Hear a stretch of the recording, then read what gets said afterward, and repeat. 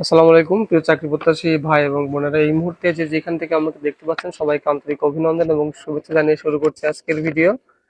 যেখান থেকে দেখছেন প্লিজ এই ভিডিওতে একটা লাইক করে দিবেন এবং অবশ্যই চ্যানেলের প্রথমবার হয়ে থাকলে চ্যানেলটি সাবস্ক্রাইব করে পাশে থাকার জন্য বিনীত অনুরোধ জানাচ্ছি। আজকে যে বিষয়টা নিয়ে কথা বলবো এটা খুবই খুবই গুরুত্বপূর্ণ। আপনারা এই মুহূর্তে আমার হাতে যে ফর্মটা দেখতে পাচ্ছেন, এইটাই হচ্ছে চাকরির অ্যাপ্লিকেশন ফর্ম বা চাকুরির আবেদনপত্র।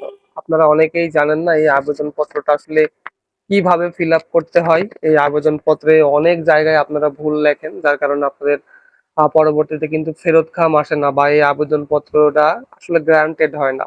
তো আমি এখন দেখিয়ে দেওয়ার চেষ্টা করব, যদিও আমার হাতের লেখা আহামরি খুব একটা সুন্দর না। প্লিজ আপনারা একটু মানায় নিয়েন। আমি আপনাদেরকে এখন এই পুরো ফর্মটা আপনারা কিভাবে ফিল আপ করবেন, কি কি ইনফরমেশন এখানে লিখবেন, সেই সমস্ত কিছু আপনাদের দেখানোর চেষ্টা করব। এবং এইটা আশা করি যদি আপনারা এই পুরো ভিডিওটা না টেনে সম্পূর্ণ দেখেন, নেক্সট যে সার্কুলারটা হবে বা এখন যে সার্কুলারটা আছে, যারা আবেদন করতে চাচ্ছেন তাদের কিন্তু কোনো রকমের আর আবেদনপত্রের ঝামেলা হবে না বলে আমি আশা করি। তো বেশি কথা বাড়াবো না, চলুন শুরু করি আজকের মূল ভিডিও। বরাবরের মতোই আপনাদের কাছে রিকোয়েস্ট থাকে, প্লিজ সম্পূর্ণ ভিডিওটা দেখবেন এবং অবশ্যই ভিডিওটি ভালো লাগলে সামাজিক কাজে লেগে পড়ুন বা সামাজিক যোগাযোগ মাধ্যমে অবশ্যই শেয়ার করতে ভুলবেন না। ধন্যবাদ। তো গাইস, এইটা হচ্ছে সেই আবেদন form. I am very sorry, কারণ আমার এখানে আসলে আহ, লেখার মতো কোনো জায়গা নেই, তাই এরকম বালিশের উপর থেকে লিখছি। তো প্রথমে আপনারা যে কাজটা করবেন সেটা হচ্ছে এই আবেদন ফর্মটা সুন্দর করে একবার পড়ে নেবেন। অর্থাৎ প্রথমে কোথায় কি আছে না আছে এটা ভালোভাবে আপনারা পড়ে নেবেন সুন্দর করে। এই একটা নিয়োগ বিজ্ঞপ্তির আবেদন ফর্মে কিন্তু কোনো জায়গায় কোনো কাটাকাটি করা যাবে না, কোনো রকম কোনো ভুলভ্রান্তি করা যাবে না। এই যে এইখানে দেখতে পাচ্ছেন যে 5 সেন্টিমিটার 5x5 সাম্প্রতিক তোলা 2 কপি ছবি, এটা হচ্ছে পাসপোর্ট সাইজের 2 কপি রঙিন ছবি।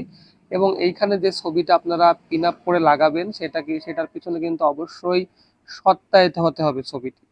আপনারা ফার্স্ট গেজেট অফিসার দিয়ে এইখানে 2 কপি ছবি সত্যায়িত করে রঙিন ছবি সদ্য তোলা আপনারা চেষ্টা করবেন যে ল্যাব প্রিন্টের ছবি যাতে হয়, ল্যাব থেকে যাতে স্টুডিও থেকে ছবি ওঠার থেকে ল্যাব প্রিন্টের ছবিগুলো বেশি সুন্দর হয়।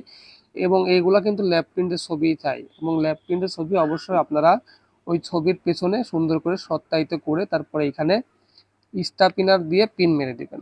এরপরে এইখানে দেখতে পাচ্ছেন বরাবর। এই বরাবরটা কি? আপনি যে ইউনিটের আন্ডারে আবেদন করতে চাচ্ছেন বা আপনি যে ইউনিটের আন্ডারে আবেদন করবেন সেই ইউনিটের ঠিকানা এইখানে লিখতে হবে। সাপোজ আমি এখন আবেদন করব সিএমএইচ ঢাকা, তাহলে আমাকে এখানে লিখতে হবে, বরাবর তো লেখাই আছে, তাহলে এখানে লিখতে হবে C M H Dhaka, Dhaka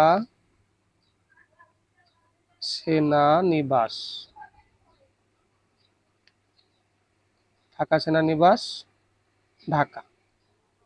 এখন এইটার ঠিকানা আপনারা এখানে লিখবেন।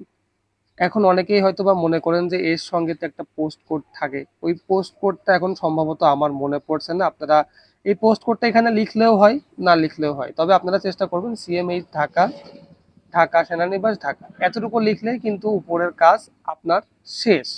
এরপরে হচ্ছে আপনার মেন কাজ। আপনারা এখানে এই মুহূর্তে দেখতে পাচ্ছেন যে এখানে এক এক নম্বর যে আহ, ঘরটা আছে, এখানে লেখা আছে যে পদের নাম। অর্থাৎ আপনি যেই পদে আবেদন করতে চাচ্ছেন ওই পদের নাম এখানে আপনার লিখতে হবে। সাপোজ আপনি যদি এখন এখানে আবেদন করতে চাচ্ছেন হচ্ছে অফিস সহকারী, তো এইখানে আপনাকে লিখতে হবে অফিস, অফিস সহকারী। এটা যে কোনো পদ হতে পারে, আমি আপনাদেরকে এই জন্যই বলছি এটা যে কোনো পদ হতে পারে। এখানে মালি হতে পারে, মেসেঞ্জার হতে পারে, বার্তাবাহক হতে পারে, অফিস করণিক হতে পারে, যে কোনো পদ হতে পারে। আপনারা কিন্তু সেই সমস্ত পদের নামটা এখানে সুন্দর করে লিখবেন এবং কোনো ধরনের কোনো কাটাকাটি করা যাবে না। আমার হাতের লেখাটা এখানে ভালো হচ্ছে না, আমি আপনাদের জাস্ট বোঝানোর জন্য কিন্তু এইটা লিখছি, এবং ভিডিও বড় হলে অবশ্যই প্লিজ আপনারা একটু ধৈর্য সহকারে দেখবেন। আশা করি অনেক অনেক কিছু শিখতে পারবেন এই আবেদন সম্পর্কে। এরপরে 2 নম্বর যে ঘরটা আপনারা দেখতে পাচ্ছেন, এইখানে লেখা আছে বিজ্ঞপ্তি নম্বর। এই বিজ্ঞপ্তি নম্বরটা কি অনেকেই হয়তোবা জানেন না। যখন নিয়োগ বিজ্ঞপ্তি প্রকাশ হয় ওইখানে দেখবেন যে বিজ্ঞপ্তি নাম্বার লেখা থাকে আইএসপিআর। তো একটা আইএসপিআর নাম্বার দিয়ে 532 বা 534 এরকম একটা নাম্বার লেখা থাকবে। তো এখানে বিজ্ঞপ্তি নাম্বার জায়গায় আপনারা লিখবেন ISPR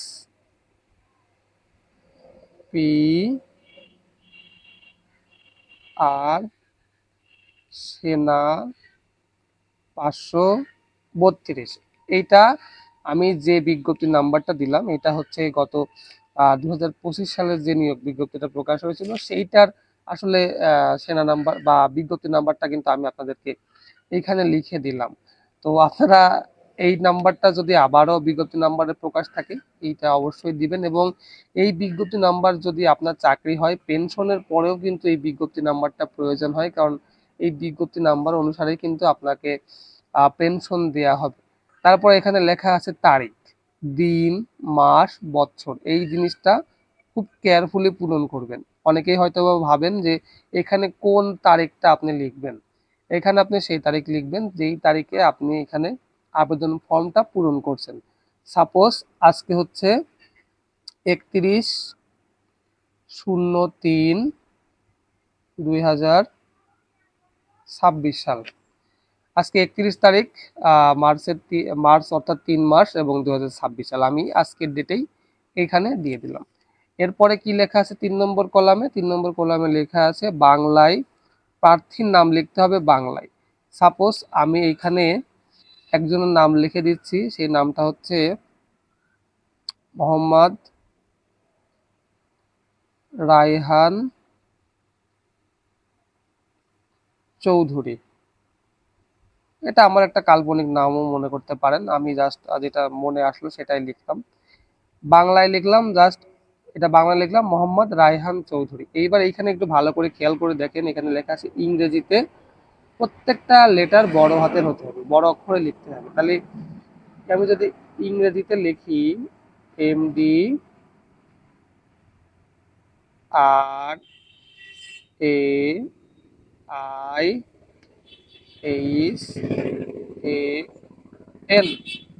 রায়হান, এবার লিখতে হবে চৌধুরী, CHOWDHURY।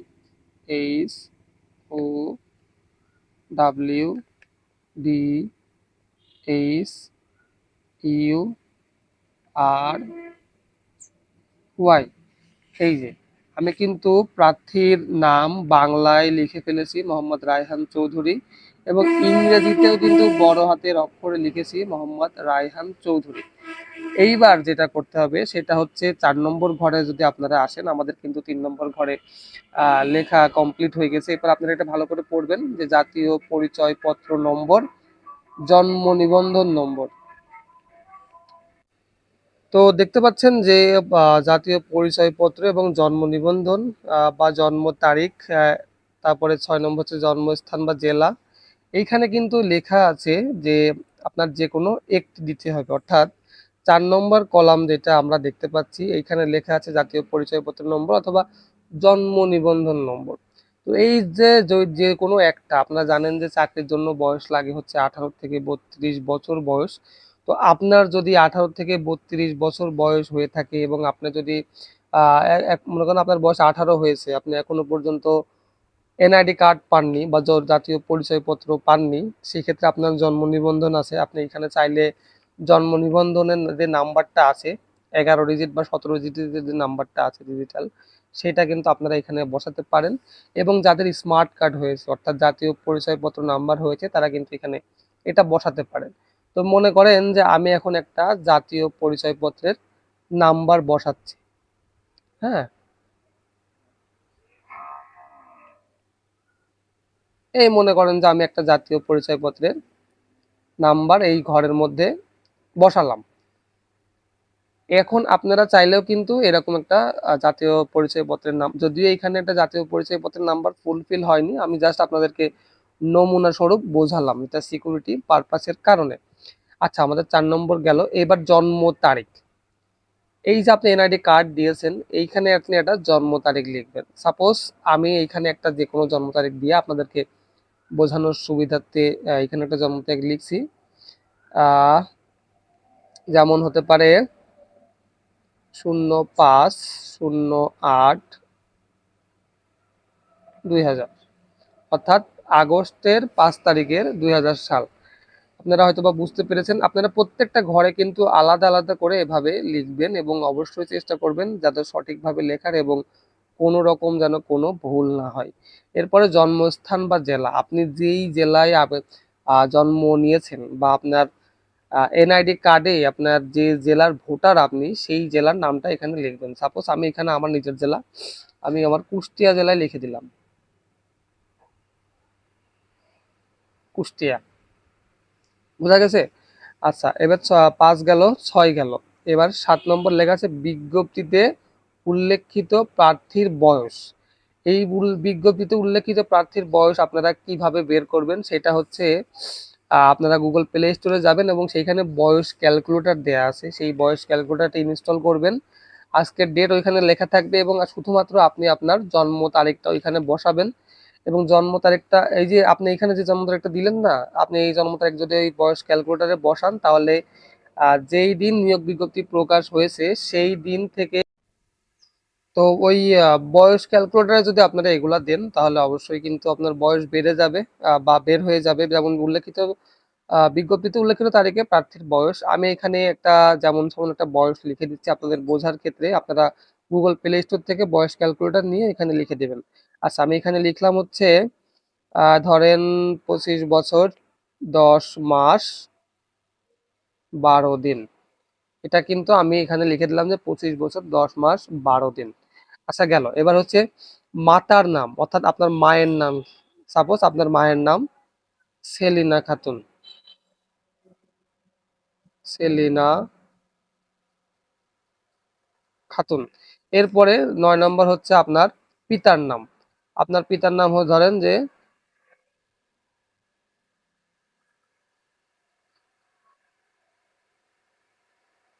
মেজর আলী। আমি আমার বাবার নাম এখানে লিখে দিলাম, এটা আমার মায়ের নাম, এটা আমার বাবার নাম। আচ্ছা, যাই হোক, লিখে দিলাম। এইবার এইবারে 10 নম্বর লেখা আছে ঠিকানা, বর্তমান এবং স্থায়ী। আপনারা সবসময় চেষ্টা করবেন যে নিজের বর্তমান যে ঠিকানা আছে সেটাই যেন স্থায়ী ঠিকানা হয়, বা যেটা স্থায়ী ঠিকানা সেটাই যেন বর্তমান ঠিকানা হয়। এখানে প্রথমে বাসা এবং সড়ক নাম্বার, যারা গ্রামে বাস করেন তাদের যদি বাসা এবং সড়ক নাম্বার না থাকে তাহলে এই ঘরটা খালি রেখে দেবেন, কোন রকম কোনো সমস্যা নেই। এইবার এখানে লেখা আছে গ্রাম, পাড়া, মহল্লা। আপনারা যারা গ্রামে বাস করেন তারা গ্রামে টিক দিবেন, যারা শহরে বাস করেন তারা পাড়া এবং মহল্লায় টিক দিতে পারেন, কোনো রকম কোনো সমস্যা হবে না আশা করি। তো প্রথমে এখানে আমি আমার গ্রামের নামটা লিখলাম, গ্রামের নাম লিখলাম। আপনারা যার যার গ্রামের নাম সেই গ্রামের নামটা লিখে দেবেন। আমার গ্রামের নাম হচ্ছে বাঁশগ্রাম, তো আমি এখানে বাঁশগ্রামটা লিখে দিলাম। এখানে আবার লেখা আছে স্থায়ী। আপনারা অনেকেই হয়তোবা আহ, বিভিন্ন জায়গায় থাকেন, বর্তমান ঠিকানা একটা হতে পারে, স্থায়ী ঠিকানা হতে পারে। আমার স্থায়ী ঠিকানা বর্তমান ঠিকানা একই, তো আমি এখানে আবারও সেই বাঁশগ্রামই লিখবো। চেষ্টা করবেন যে বর্তমান ঠিকানা এবং স্থায়ী ঠিকানা যদি এক হয় তাহলে এক লিখবেন, এবং স্থায়ী ঠিকানাটা 100% সঠিক লিখবেন। তারপরে আপনি যেখানে বাস করেন ঢাকাতে থাকবে ঢাকার ঠিকানা দেবেন, কোনো রকম কোনো অসুবিধা নেই। তারপর হচ্ছে ইউনিয়ন, আমার ইউনিয়নের নাম হচ্ছে বাগুলাট, বাগুলাট। এখানে আপনারা লিখবেন আপনাদের ইউনিয়নের নাম। আমার ইউনিয়নের নাম যেহেতু বাগুলাট, আমি আমার বাগুলাট ইউনিয়নের নামই এখানে লিখে দিলাম। এবং চেষ্টা করবেন, আমি তো এখন যেমন সেমন করে লিখছি, চেষ্টা করবেন এই আবেদন ফর্মটা লেখা যেন খুব সুন্দর হয় এবং কোনো রকম যেন কোনো কাটাকাটি না আসে। সরি টু সে, ফ্যানের বাতাসে আসলে এই ফর্মগুলা উড়ে যাচ্ছে ফর্মটা, তারপরও আপনারা চেষ্টা করবেন। এরপরে লেখা আছে কি ডাকঘর। আপনাদের যে ধরনের আপনাদের যে ডাকঘরের নাম সেই ডাকঘরের নাম লিখবেন। আমার ডাকঘরের নাম হচ্ছে দূর্বা সারা, তাহলে আমাকে এখানেও লিখতে হবে দূর্বা সারা। তো আপনারা চেষ্টা করবেন আপনার গ্রামের পোস্ট কোডের নাম লিখতে। যেমন আমি এখানে আমার গ্রামের পোস্ট কোডের নাম মেবি 7,000 হবে। আমি এখানেও সেই 7,000ই লিখে দিব। আছে উপজেলা, অর্থাৎ আপনি কোন উপজেলায় বাস করেন। আমি কুমারখালী উপজেলায় বাস করি। কুমারখালী, এখানেও আমি লিখব কুমারখালী।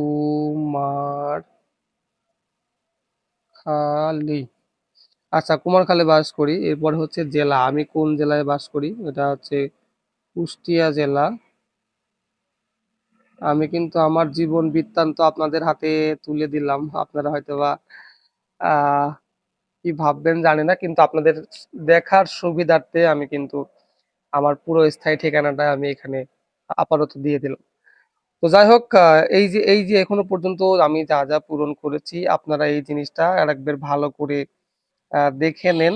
যদি বুঝতে না পারেন অবশ্যই স্ক্রিনের উপরে পজ করবেন, এবং অবশ্যই যারা যে কোনো সার্কুলারের সার্টিফিকেট বা সাজেশন নিতে চাচ্ছেন অবশ্যই স্ক্রিনে দেওয়া নাম্বারে হোয়াটসঅ্যাপে যোগাযোগ করতে পারেন।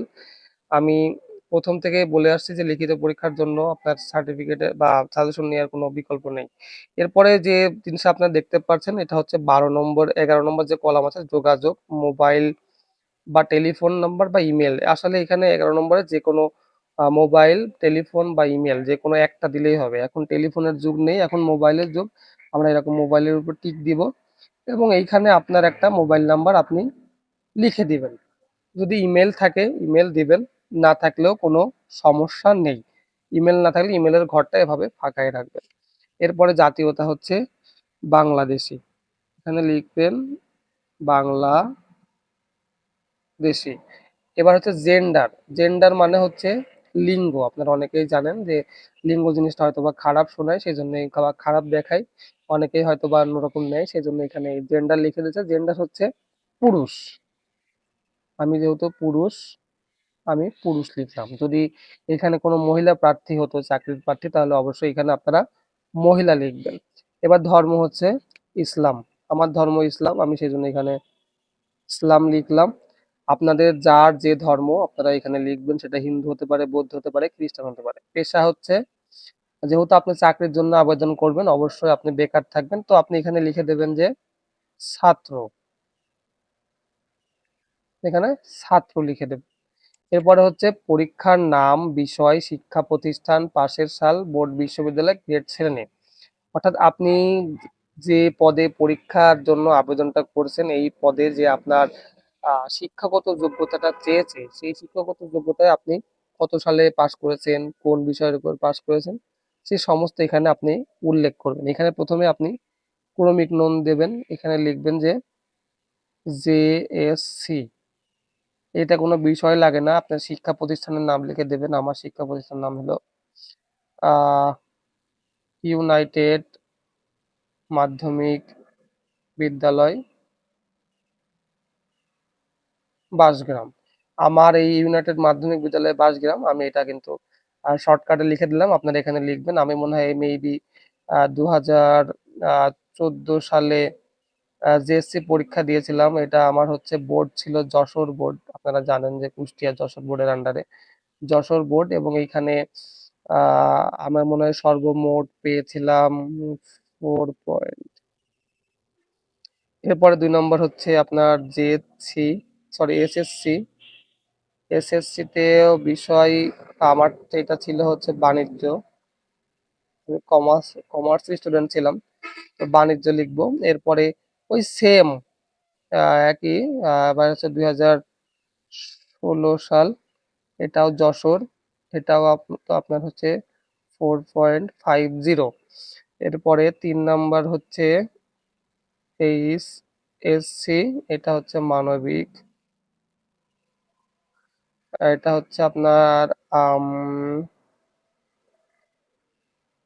এটা হচ্ছে আলাউদ্দিন আহমেদ বিশ্ববিদ্যালয় কলেজ, পাশের সাল হচ্ছে 2018। এটাও যশোর বোর্ডের আন্ডারে, এবং আমি এখানে 4 পয়েন্ট পেয়েছিলাম। তো এইভাবেই কিন্তু আপনারা শিক্ষাগত যোগ্যতা এবং পরীক্ষার নাম লিখবেন। এবং এইখানে যদি আপনাদেরকে আমি আরেকটু বলি যে আপনাদের যদি আরো শিক্ষাগত যোগ্যতা থাকে, স্নাতক আরো মাস্টার্স যদি আপনারা কমপ্লিট করে থাকেন, সেইটার রেজাল্টও কিন্তু আপনারা এখানে বসাতে পারেন। তো যেহেতু আমি এইচএসসি পরীক্ষা দেওয়ার পরে আমার আর পড়াশোনা আমি কন্টিনিউ করতে পারিনি, অনার্স পর্যন্ত পড়ে পরবর্তীতে চাকরি হয়ে গিয়েছে, তাই এখানে চলে গিয়েছি। তো আমি আর লিখলাম না। আপনাদের অভিজ্ঞতা থাকলে আপনারা এখানে লিখতে পারেন। এবার অতিরিক্ত যোগ্যতা যদি থাকে, আমাদের কোনো অতিরিক্ত যোগ্যতা নেই। এখানে লেখা আছে অভিজ্ঞতার, এখানে আমি লিখে দেবো নাই, বা আপনারা খালিও রাখতে পারেন, সমস্যা নেই। অভিজ্ঞতার বিবরণ, যদি কোনো রকম কোনো সার্টিফিকেট চাই কোনো জায়গার বা কোনো পদের জন্য, বালির জন্য বা বিভিন্ন রকম ট্রেডের জন্য যদি কোনো সার্টিফিকেট চাই, সেখানে আপনারা এই কোন প্রতিষ্ঠান থেকে আপনারা সেই সার্টিফিকেটটা নিয়েছেন এখানে সেইটা লিখতে পারেন। এবার কোটা, আমাদের যেহেতু কোনো এতিম বা শারীরিক কোটা নাই, এখানে কোনো কিছুই পূরণ করার দরকার নেই। এরপরে চালান নাম্বার বা ব্যাংক ড্রাফট বা পে অর্ডার, আপনারা যে ব্যাংকে চালান নাম্বারটা করেছেন বা ব্যাংক ড্রাফট করেছেন সেই ব্যাংকের নাম লিখবেন। যেমন ধরেন আমি এখানে লিখলাম যে সোনালী ব্যাংক, সোনালী ব্যাংক, এবং চালান নাম্বারটা যে কোনো একটা চালান নাম্বার আমি এখানে লিখে দিলাম। আপনার যে চালান নাম্বার থাকবে সেই চালান নাম্বার লিখবেন এবং এখানে লিখবেন আপনার সেই তারিখ। ধরেন আমি 26/7/2026 সালে এই চালানটা করেছিলাম, সেই চালান নাম্বারটা আমি এখানে লিখলাম। বিভাগীয় প্রার্থী কিনা, না আমরা কোনো বিভাগীয় প্রার্থী না, আমি এখানে নাতে টিক দেব। এবং অবশ্যই দিন শেষে আপনি এখানে যেই দিনে আবেদন করবেন সেই দিনের তারিখটা লিখবেন এবং এখানে আপনার একটা দাঁড়ান, শুধু ফর্ম পূরণ করে যে আপনি ভিডিওটা স্কিপ করে চলে যাবেন, বিষয়টা এরকম না, কাজ কিন্তু এখনো বাকি আছে। আপনারা জানেন যে এটা পূরণ করার পরে এটাতে মোট দুইটা খাম লাগাতে হবে, একটা হচ্ছে ফেরত খাম এবং আরেকটা হচ্ছে এই জিনিসটা বা আপনি যে এই যে আবেদন ফর্মটা পাঠাবেন এটার জন্য কিন্তু একটা খাম। এই খাম দুইটা আপনারা কোথায় পাবেন? আপনাদের বাজারে বা নিকটস্থ কম্পিউটারের দোকানে যাবেন, সেইখানে কিন্তু এই আবেদন ফর্মটা পাঠানোর জন্য দুইটা খাম পেয়ে যাবেন। এবং চেষ্টা করবেন 100% সেই দুইটা খামে প্রাপক এবং প্রেরকের নাম সঠিকভাবে লিখতে। বড় যে খামটা সেটা হচ্ছে আপনি প্রেরক, আপনি যে এই যে লিখলাম না সিএমএইচ ঢাকা, এটা হচ্ছে প্রাপক, এই ইউনিটের নাম লিখবেন, আপনার ঠিকানা লিখবেন। এবং ফেরত খামে প্রাপকের জায়গায় লিখবেন আপনার নাম এবং প্রেরকের জায়গায় লিখবেন সিএমএইচ ঢাকা। আপনি যে ইউনিটে আবেদন করেন না কেন সেই ইউনিটের নামটা কিন্তু ওইখানে লিখবেন। এবং অবশ্যই আপনারা যখন এই জিনিসটা পাঠাবেন ফেরত খামেও ডাক টিকিট মারবেন এবং যেই খামে আপনারা এই কাগজপত্রগুলো পাঠাচ্ছেন, আপনার সমস্ত রকম ডকুমেন্টস আপনারা এগুলো পাঠাচ্ছেন, সেইখানেও কিন্তু আপনারা একটা পূর্ণাঙ্গ ওই ডাক টিকিট তো মারবেনই এবং সেই সঙ্গে চেষ্টা করবেন যে ওইটার কাগজের যে মুখ, অর্থাৎ ওইটার যেটা আপনার যে খামের যে মুখ সেটা তো ভালোভাবে লাগছে কিনা একটু ভালো করে পরীক্ষা নিরীক্ষা করে নিয়েন, কারণ একটা কাগজপত্র হারাই গেলে অনেক অনেক ঝামেলা হতে পারে বা পরবর্তীতে ঝামেলায় পড়তে পারেন। এবং যাদের এখনো পর্যন্ত লিখিত পরীক্ষার সাজেশন আপনারা নেননি, অবশ্যই স্ক্রিনে দেওয়া নাম্বারে হোয়াটসঅ্যাপে যোগাযোগ করবেন। আর একটা জিনিস মাথায় রাখবেন সবসময়, যে রাজ কখনোই আপনাদেরকে ছেড়ে যাবে না, ইনশাল্লাহ আমি আপনাদের পাশে আছি। শুধুমাত্র যদি আপনারা আমাকে উৎসাহ দেন তাহলে অবশ্যই পরবর্তী ভিডিও আরো সুন্দর করে বানানোর চেষ্টা করব। তো আজকের ভিডিওটা অনেক লম্বা হয়ে গেল, আমি জানি একটু লম্বা হলেও এই ভিডিওটা অনেক অনেক কাজে আসলো আপনাদের, আপনারা অনেক কিছু শিখতে পারলেন ইনশাল্লাহ। আমি যে জিনিসটা আপনাদেরকে শেখাচ্ছি এই জিনিসটা এরকম হাতে কলমে কোনো ইউটিউবার বা কোনো লোক আপনাকে শেখাবে না। তো যাই হোক, এই ভাইয়ের প্রতি ভালোবাসা রাখিয়েন এবং স্ক্রিনে দেওয়া নাম্বারে অবশ্যই হোয়াটসঅ্যাপে যোগাযোগ করে যদি পারেন এই ভাইয়ের জন্য কিছু অর্থ সহযোগিতা করতে পারেন। তো যাই হোক, বেশি কথা বাড়াচ্ছি না, পরবর্তী ভিডিও দেখার আমন্ত্রণ জানিয়ে আমি রাজ আজকের মধ্যে এখানে বিদায় নিচ্ছি। সবাই ভালো থাকবেন, সুস্থ থাকবেন। আল্লাহ হাফেজ।